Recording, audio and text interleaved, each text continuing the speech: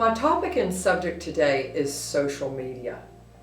Now, I have to tell you that this old broad was so frightened about how to keep up with social media. And as a matter of fact, I went kicking and screaming every step of the way. First, I want to say to you that you do not have to be good at social media. You just have to participate.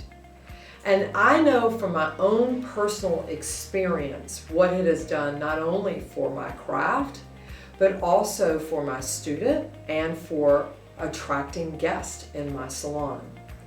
You know, we give a tour to every new guest that come to Jamison Shaw Hairdressers in Atlanta.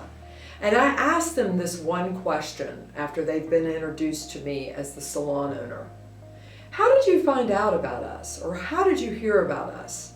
And far too often I hear these words now. I used to hear, oh, my friend told me about you, or I read it in a magazine, or I saw the sign driving by, or I saw it on your website, or I saw an advertisement on a flyer, or any of those kinds of things. And that's how people used to tell me they found us.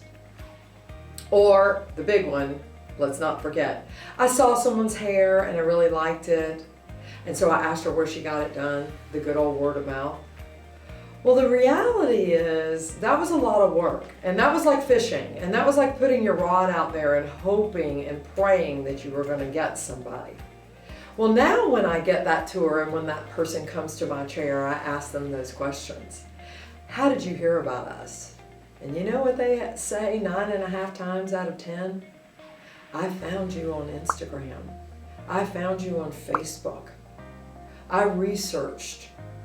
I didn't just go to the website, but once I did find you, I went to your website and I clicked on the digital video of your stylist and listened to what they love about hair, and that's why I am here. Because let's face it, everyone. Hair is looking a lot of the same now, isn't it? I mean, things are very much the same. I see a lot of the same work out there. So what's going to identify you that's going to be different from the salon down the street is ultimately your relationship, your story, your culture. So social media to me was truly something that I was so feared. And now I've truly embraced it, and it's brought me closer to you, my student. It's brought me an incredible amount of new guests, but more importantly, it's given me a voice, and it can give you a voice. But I want to go ahead and give you permission not to be perfect at it, because I'm not perfect at it either. Nobody runs my social media. I don't have a bunch of people out in the back room talking to you behind the doors or texting you back. I do it all myself.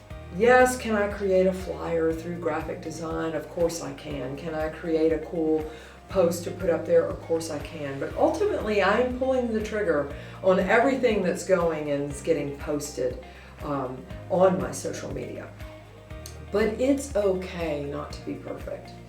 And it's okay that if you don't post every day between 7 and 8, or every night between 8 and 9, that you are not going to be laughed out by others. But I beg you, and I tell you this, that if you are in the beauty industry and you expect to keep up with the times and you expect to be current, you have to participate.